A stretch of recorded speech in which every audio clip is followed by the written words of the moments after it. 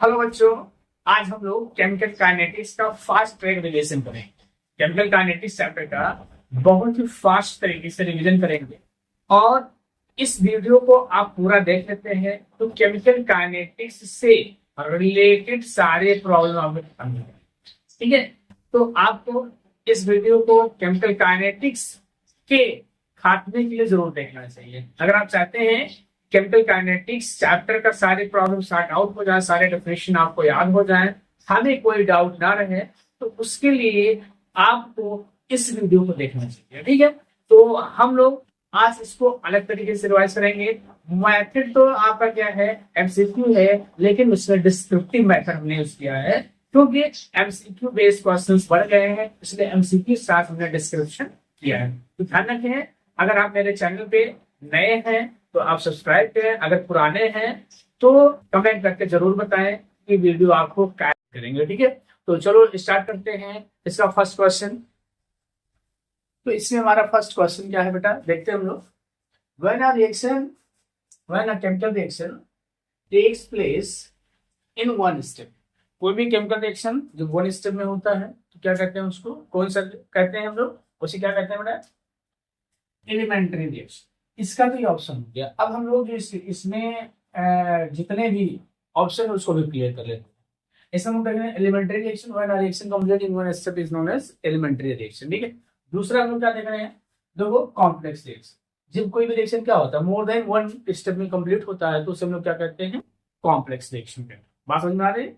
When a reaction completes more than one step is known as complex reaction. Next, we will see here average reaction. When a reaction completes in two or more steps, two or more steps in two different times. When a reaction completes more than one step in different times, that time we calculate average rate reaction. Average rate reaction. और ये क्या है, instantaneous rate reaction. इस पे कई बार पूछा गया है इंस्टेंटेनियस रेट रिएक्शन। तो इंस्टेंटेनियस रेट रिएक्शन मतलब किसी भी रिएक्शन के दौरान, जैसे मान लीजिए कोई रिएक्शन कंप्लीट हो रहा है, ऐसे आप समझो, मान लीजिए आपको मालूम है कि ये रिएक्शन 1 मिनट में या 60 सेकंड में कंप्लीट हो जाएगी। ठीक है, अब इसका इंस्टेंटेनियस रेट मतलब क्या हो गया, कि इंस्टेंटेनियस रेट मतलब क्या होगा कि हमने कहा कि बेटा ये जो है रेट का रिएक्शन एट 15 सेकंड पे या 20 सेकंड पे क्या होगा, उसको हम लोग क्या कहते हैं, इंस्टेंटेनियस रेट कहते हैं। ठीक है, पुनः एक बार ध्यान दे दो कि इंस्टेंटेनियस रेट क्या होता है, जैसे मान लीजिए कोई रिएक्शन कंप्लीट हो रहा है, at the point what is the rate of reaction is known as instantaneous reaction. तो ये आपका फर्स्ट क्वेश्चन हो गया। ठीक है, और इंस्टेंटेनियस रेट क्या करते हैं हम लोग, ऐसे जहां से मान लीजिए रिएक्शन है ऐसे ऐसे कंप्लीट हो रहा है, इसे भी क्या करते हैं, टेंजेंट डाल के ऐसे इंस्टेंटेनियस रेट हम लोग कैलकुलेट कर लेते हैं। तो ये चीज हमारा यहाँ पे हो गया, ये फर्स्ट क्वेश्चन हुआ। तो ये है हमारा for reaction PCl5 gives out PCl3 plus Cl2 कह रहा है। इसलिए क्या है, रेट में भी एक्सप्रेस्ड, रेट में भी मतलब रेट ऑफ रिएक्शन। ठीक है, क्या बेटा, रेट ऑफ रिएक्शन, ध्यान दो यहाँ पे, रेट में भी expressed, rate of reaction, rate of reaction. ठीक है, तो पहले हम लोग क्या देख लेते हैं, रेट ऑफ रिएक्शन का डेफिनेशन देखेंगे, फिर हम लोग चलते हैं। देखो पहले इसको हम लोग कर लेते हैं, फिर इसको डिटेल में जाएंगे। ठीक है, तो यहाँ पे हम लोग क्या देख लेते हैं, रेट ऑफ रिएक्शन में भी एक्सप्रेस्ड, इससे भी एक्सप्रेस किया जा सकता है, इससे भी एक्सप्रेस, इससे भी, मतलब ऑल ऑफ दिस। अब यहाँ पे आ जाइए, रेट ऑफ रिएक्शन क्या होगा, देखते हैं यहाँ पे रेट ऑफ रिएक्शन क्या। ठीक है, तो अगर हम लोग डेफिनेशन लिखें, change in concentration per unit time, change in concentration per unit time is known as rate of reaction. या हम लोग ऐसे कर दें, change in concentration of reactant or product in per unit time। ठीक है, change in concentration of reactant or product in per unit time is known as rate of reaction। तो हम लोग क्या देखते हैं, rate of reaction means change in concentration of reactant और product पर यूनिट टाइम। मतलब जो रेट ऑफ रिएक्शन हो सकता है वो हम लोग कंसंट्रेशन के टर्म में भी रिप्रेजेंट कर सकते हैं और प्रोडक्ट के मतलब कंसंट्रेशन ऑफ रिएक्टेंट के टर्म में और कंसंट्रेशन ऑफ प्रोडक्ट। अब देखिए यहाँ पे अगर हम लोग ध्यान देंगे,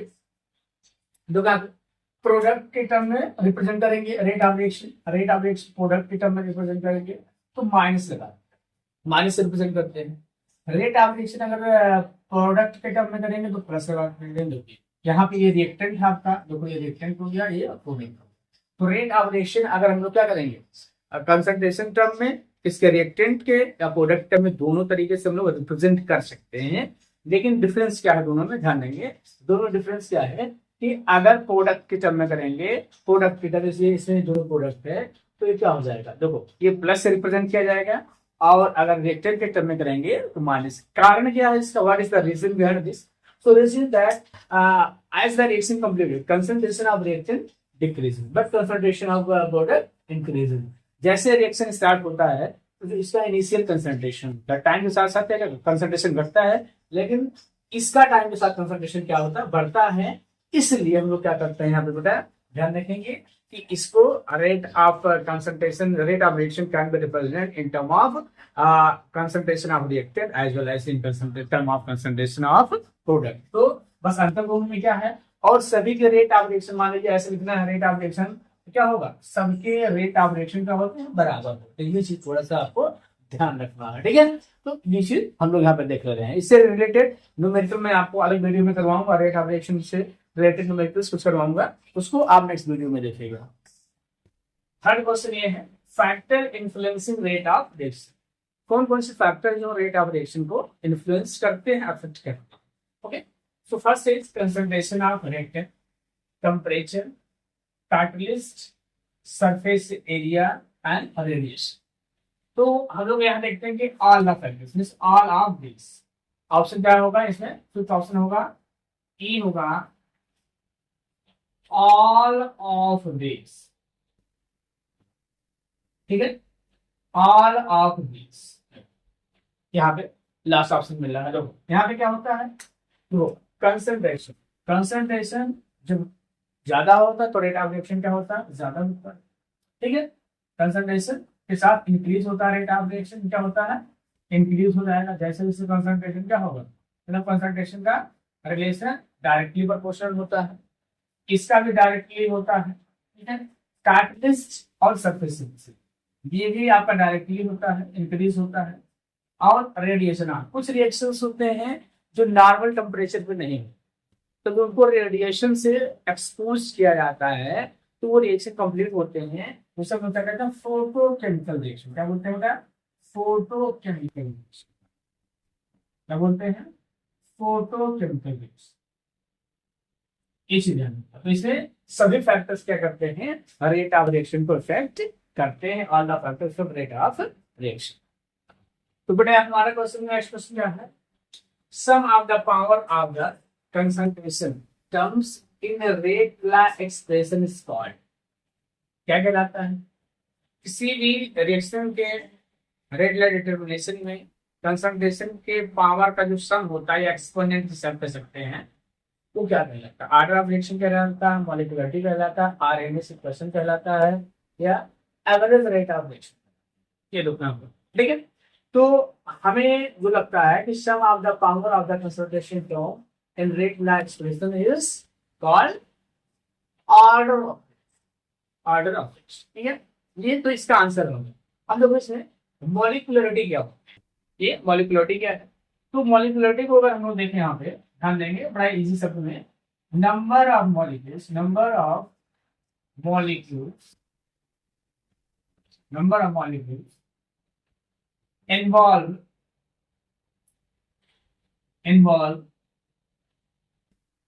in rate law expression, rate law expression, and must collide to form product,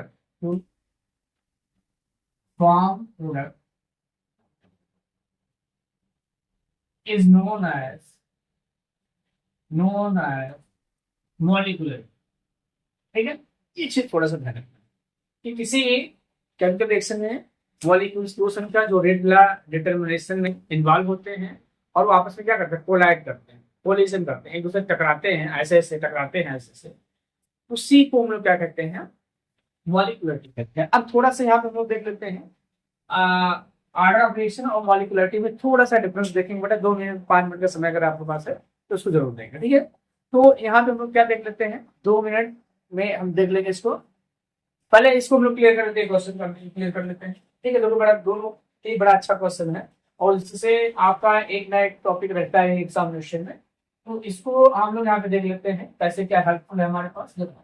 अगर रेट कांस्टेंट हेल्प अस, जो रेट कांस्टेंट होता है, मान लीजिए ऐसे हम लोग लिखते हैं, जैसे अभी आपने देखा कि CL5 decompose PCl3 plus Cl, तो हम लोग क्या लिखते हैं, rate of reaction is directly proportional to power concentration of X, ठीक है।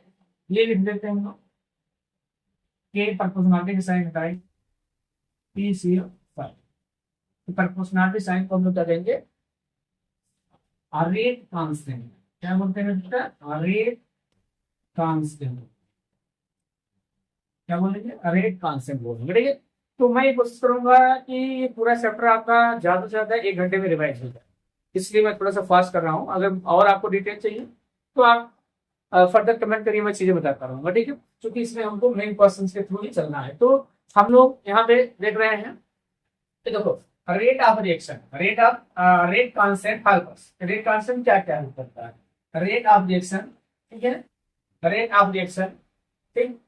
अब देखो यहाँ पे rate constant, concentration of reaction, unit of order of reaction, ठीक है, और ऑल ऑफ दिस देखो, इसमें कहने का मतलब क्या है, ये कौन सा, ये रेट कांस्टेंट हमारे कैसे हेल्प करता है, बिल्कुल rate constant, rate of reaction, अगर रेट कांस्टेंट की वैल्यू ज्यादा है तो रेट ऑफ रिएक्शन क्या होगा, ज्यादा होगा, ठीक है। रेट कांस्टेंट की वैल्यू है तो रेट ऑफ रिएक्शन की क्या होगा, रेट ऑफ रिएक्शन क्या होगा, तेज होगा, इंक्रीज होगा, ध्यान देना। ये देखो कंसंट्रेशन ऑफ रिएक्टेंट, बिल्कुल अगर रेट कांस्टेंट ज्यादा है, ठीक है, रेट कांस्टेंट ज्यादा है, ध्यान देंगे यहाँ पे रेट कांस्टेंट अगर ज्यादा है तो कंसंट्रेशन ऑफ रिएक्टेंट से उससे क्या फर्क पड़ेगा, ध्यान देंगे इस चीज को, थोड़ा सा ध्यान दें। इसमें हम लोग देख लेते हैं क्या बेटा, फर्स्ट है रेट ऑफ रिएक्शन, ठीक है, रेट ऑफ रिएक्शन, बिल्कुल रेट ऑफ रिएक्शन डिपेंड करता है रेट कांस्टेंट पर, रेट कांस्टेंट की वैल्यू का रेट ऑफ रिएक्शन आता होगा। Concentration of reactant not related, बिल्कुल नॉट रिलेटेड, इससे कोई रिलेशन नहीं होता है, ठीक है। अब देखना कंफ्यूजन होगा, unit of order of reaction, unit of order of reaction, ठीक है, डिफरेंट ऑर्डर ऑफ रिएक्शन का यूनिट हम लोग कैसे कैलकुलेट कर लेते हैं इसके हेल्प से, और ऑल ऑफ दिस, मतलब हमारा ये वाला ऑप्शन सही है, हमारा मतलब ये वाला ऑप्शन सही, ऑल ऑफ दिस। अब देखिए यहाँ पे हम लोग यहाँ पे देखते हैं रेट कांस्टेंट, ध्यान दीजिएगा, वीडियो बहुत बड़ा ना हो इसलिए 5 क्वेश्चन का ही मैं बनाऊंगा, जिससे आप लोग बहुत, देखो ये हो गया, ध्यान देंगे रेट कांस्टेंट, ठीक है। तो यहाँ पे हमारा सबसे ज्यादा इंपॉर्टेंट है यूनिट ऑफ रेट कांस्टेंट, ठीक है। तो मान लीजिए आप अभी आपने पढ़ा है, क्या पढ़ा है, देखो दोनों क्वेश्चन इसलिए हमने एक साथ लिया है कि जो ऑर्डर ऑफ रिएक्शन होता है, मॉलिक्यूलरिटी और ऑर्डर ऑफ रिएक्शन आपने पढ़ा है, तो मॉलिक्यूलरिटी और ऑर्डर ऑफ रिएक्शन में कोई डिफरेंस है, ठीक है। और हर ऑर्डर ऑफ रिएक्शन के लिए रेट कांस्टेंट के क्या, के की यूनिट अलग है, जैसे मान लीजिए ये आपका मान लीजिए 0 ऑर्डर हो गया, ठीक है, और ये फर्स्ट ऑर्डर हो गया, ये सेकंड ऑर्डर हो गया, ठीक है। रेट कांस्टेंट, रेट के की यूनिट ऐसा है, के की यूनिट, के की यूनिट, ये फर्स्ट ऑर्डर हो गया, ऑर्डर ऑपरेशन हमने लिखा, ऑर्डर ऑपरेशन का हमने, ठीक है, इसकी यूनिट, तो इसकी यूनिट हम लोग कैसे निकालते हैं, देखो यहाँ पर ऐसा हम लोग लिखते हैं मोल per litre, mole per litre 1 minus n, 1 minus n, और क्या जाएगा सेकेंड इनवर्स, इसको मिल जाएगा, ठीक है। तो इसके हेल्प से हम लोग किसी भी ऑर्डर के रेट कांस्टेंट की यूनिट निकाल सकते हैं, बड़ा इंपॉर्टेंट क्वेश्चन, ठीक है। अब तो यहाँ इसलिए हम क्या करेंगे, जैसे मान लीजिए यहाँ पे 0 रख देंगे, यहाँ पे 0 रख देंगे, यहाँ पे क्या हो जाएगी, इसकी यूनिट आ जाएगी मोल पर लीटर पर सेकेंड, मोल पर लीटर पर सेकेंड, ठीक है। अब देखो इसके लिए हम निकालें तो यहाँ पे 1 रख देंगे, ध्यान देंगे यहाँ पे वन रख लेंगे फर्स्ट ऑर्डर के लिए, यहाँ पे वन रख लेंगे तो जीरो हो जाएगा, अर्थात ये वैल्यू क्या हो जाती है वन। इसी के पावर जो जीरो होता है उसकी वैल्यू क्या आ जाती है वन, बस क्या है सेकंड इंवर्स, तो उसके लिए क्या हो गया सेकंड इंवर्स, ठीक है ध्यान देना। और फिर इसके लिए हम क्या देख रहे हैं यहाँ पे देखो, इसके लिए क्या देख रहे हैं हम लोग, अगर यहाँ पे टू रखेंगे तो क्या हो जाएगा -1 होगा, तो क्या हो जाएगा यहाँ पे देखो, यहाँ पे क्या वैल्यू मिलेगी -1 हो गया तो क्या होगा मोल इनवर्स लीटर सेकेंड ये होगा। तो इसके मतलब जो है रेट कांस्टेंट की के हेल्प से हम लोग ऑर्डर ऑफ रिएक्शन निकाल सकते हैं। जैसे मान लिया रेट कांस्टेंट की यूनिट हमें मालूम हो जाए तो हम लोग कहेंगे जीरो ऑर्डर है, ये हो जाए तो कह देंगे फर्स्ट ऑर्डर है, अगर ये हो गया तो क्या कर देंगे सेकंड ऑर्डर। और इसके हेल्प से किसी भी ऑर्डर के लिए रेट कांस्टेंट की वैल्यू हम लोग रेट कांस्टेंट की यूनिट हम लोग निकाल सकते हैं। नेक्स्ट क्वेश्चन आपका integrated rate equation for zero order, हमारा क्या है integrated rate equation for zero order है, ठीक है। तो इसमें हम लिखेंगे कि जीरो ऑर्डर का इंटीग्रेटेड रेट इक्वेशन, ठीक है। जीरो ऑर्डर का इंटीग्रेटेड रेट इक्वेशन क्या है, ये है जीरो ऑर्डर का है, किस ऑर्डर का है ये फर्स्ट ऑर्डर का है, ध्यान देंगे अब किस ऑर्डर का बेटा फर्स्ट ऑर्डर का है। ये देखो ये हमें यहाँ ध्यान देंगे ये हाफ लाइफ ठीक है, half life for zero order, ठीक है। ये हाफ लाइफ क्या है half life for first time, ठीक है। अब देखो यहाँ पे ये आपका क्या है आर्गेनियस इक्वेशन, आर्गेनियस इक्वेशन को कई फॉर्म में ऐसे लिखे गए, इसी थोड़ा सा आर्गेनियस इक्वेशन को ऐसे कई फॉर्म में लिखे गए हैं, इसमें से कोई भी पूछा जा सकता है, ठीक है। हाँ ये चीज है कि आर्गेनियस जो है एक क्वांटिटेटिव वैल्यू एक क्वांटिटेटिव रिलेशन को बताता है कि एब्जॉर्प्शन क्या हो रहा है रेट कांस्टेंट से क्वांटिटेटिव वैल्यूज बताता है। ये थोड़ा सा जाना कि इसमें क्वेश्चन कई बार पूछा गया है कि कौन सा रिलेशन को क्वांटिटेटिव रिलेशन को बताता है। अब देखिए हमारा क्वेश्चन क्या था ध्यान दीजिएगा, एक बार पुनः हम ध्यान दे देते हैं। हाँ इंटीग्रेटेड रेट ला इसको अगर आपको जानना है ध्यान देंगे तो मैंने प्रीवियस वीडियो में या मेरे चैनल पे इससे इंटीग्रेटेड रेट क्लास से रिलेटेड इक्वेशन हमने वहां पे ड्राइव किया है और ये फुल डिटेल में वहां दिया गया, तो आप वहां जाके मेरे चैनल पे क्या नाम है मेरे चैनल का एस एंड जेबी क्लासेस के नाम से है, वहां पे जाके आप देख सकते हैं, ठीक है।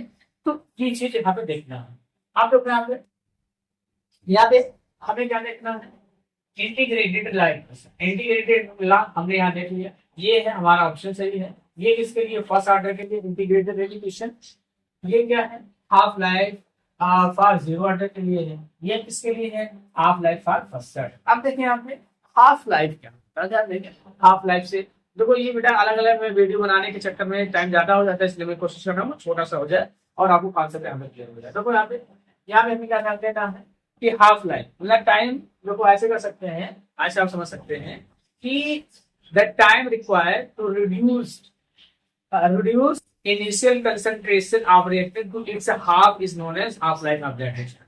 किसी भी सब्सटेंस या किसी भी कंसंट्रेशन का जो अमाउंट होता है, ठीक है, किसी भी कंसंट्रेशन आप ध्यान देंगे क्या मतलब ऐसे समझ लो कि इनिशियल अमाउंट का आधा होने में जितना समय लगता है वही हाफ लाइफ, ठीक है। क्योंकि यहाँ हम लोग कंसंट्रेशन के टर्म में बात करते हैं तो इसलिए उसको हम लोग ध्यान देते हैं, ठीक है। ये चीज आपको ध्यान रखना है। अब ये आर्गेनियस इक्वेशन है बेटा, तो इसको आपको देख लेना है। अब वीडियो बड़ा ना हो जाए इसलिए मैं यहाँ पे रखूंगा।